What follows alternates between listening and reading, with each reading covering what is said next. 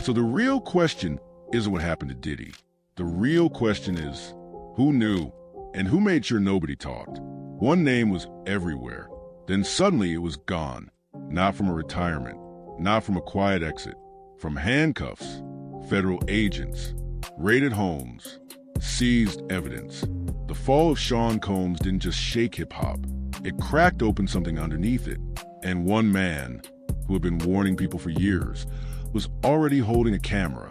His name is Curtis Jackson. The world knows him as 50 Cent. And for most people, that name conjures one thing: the most dominant commercial force in early 2000s hip-hop. The guy who sold 9 million copies of his debut album in a year. The guy who walked away from a label bidding war and chose Eminem and Dr. Dre. The guy who made winning look effortless. But there's another version of 50 Cent that most people don't talk about. The one who spent 20 years saying things that nobody wanted to hear. About the industry. About the people running it. About what really happened behind closed doors when the cameras go off and the handlers clear the room. He said Diddy was dangerous. He said it publicly. He said it repeatedly.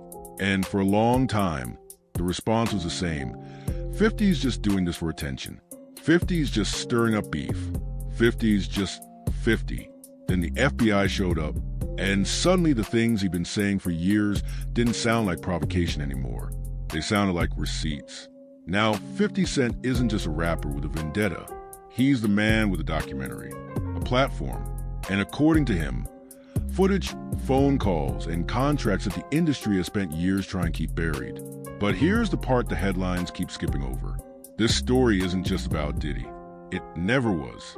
To understand what's happening now, you have to go back to when it started. 50 Cent had already conquered the charts. He was untouchable commercially. The business world was starting to take notice, not just the music business, but the actual business world. And he was making moves, building companies, thinking beyond albums. That's when things got complicated with Shawn Combs. It wasn't a diss track that started the friction. It wasn't a public confrontation. It was quieter than that.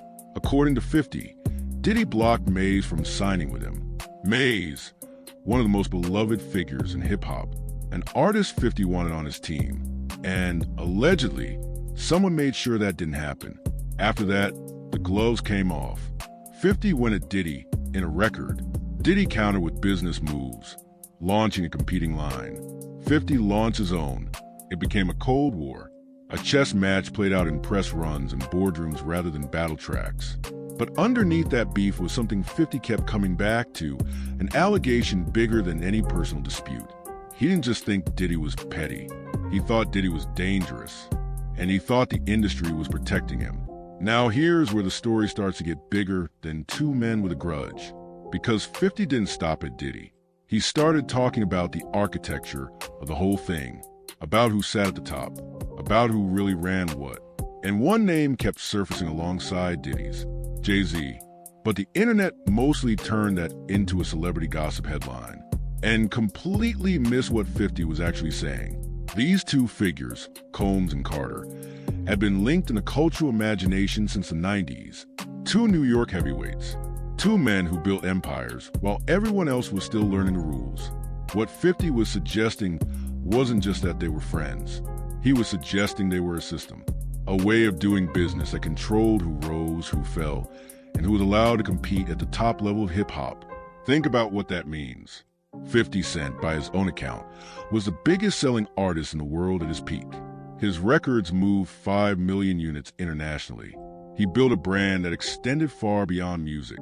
And yet, he claims that his path was never clean, that whenever he moved, someone was already trying to cut him off.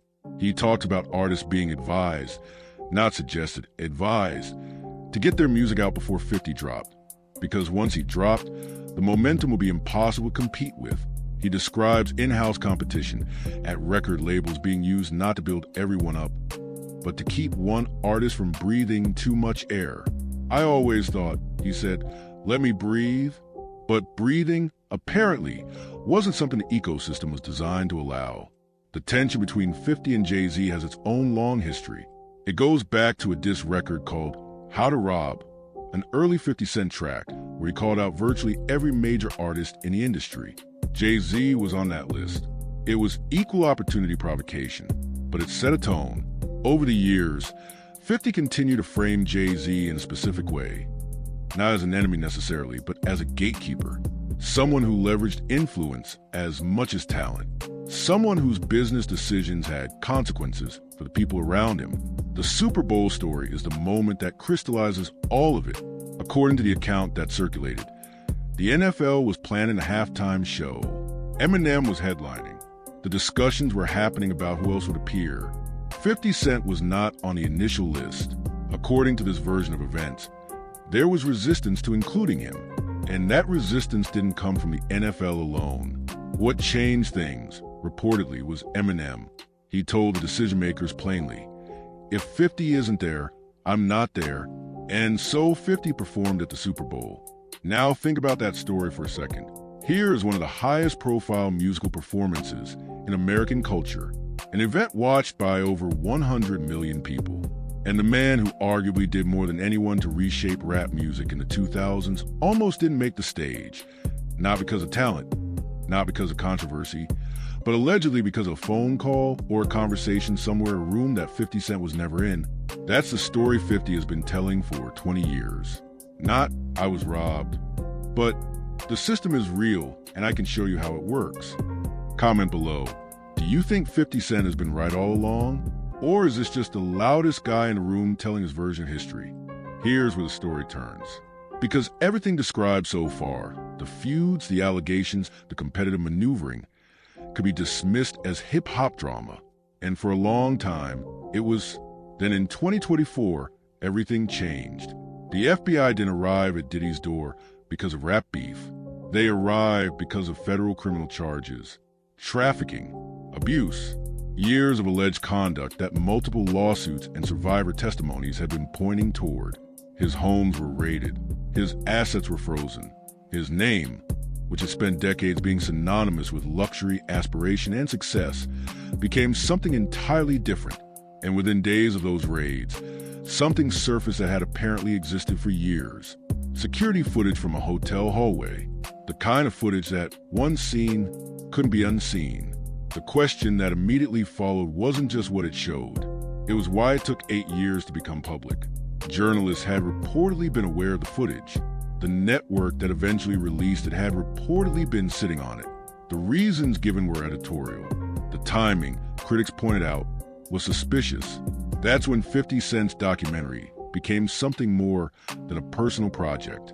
He framed his series not as a takedown of one man, but as an examination of an industry that protects its most powerful players until it can't anymore. And then there was the book.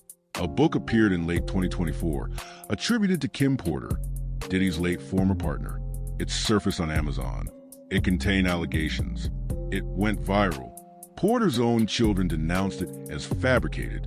Investigators traced a real authorship to a man named Chris Todd, who claimed he compiled it from a source he couldn't fully verify. The alias used on the book's cover was a name tied to Tupac Shakur. Whether that detail was meaningful or accidental, nobody could say. But it did one thing perfectly. It made the story impossible to ignore. So what does all of this actually mean? Step back from the names. Step back from the drama. And look at the pattern. For decades, hip-hop has operated inside a specific power structure. A small number of individuals, moguls, label heads, connected business people, controlled access to the industry's upper levels. They decided who got signed, who got promoted, who got shelved, whose album dropped the same week as a competitor's to split sales. This isn't conspiracy thinking. It's business.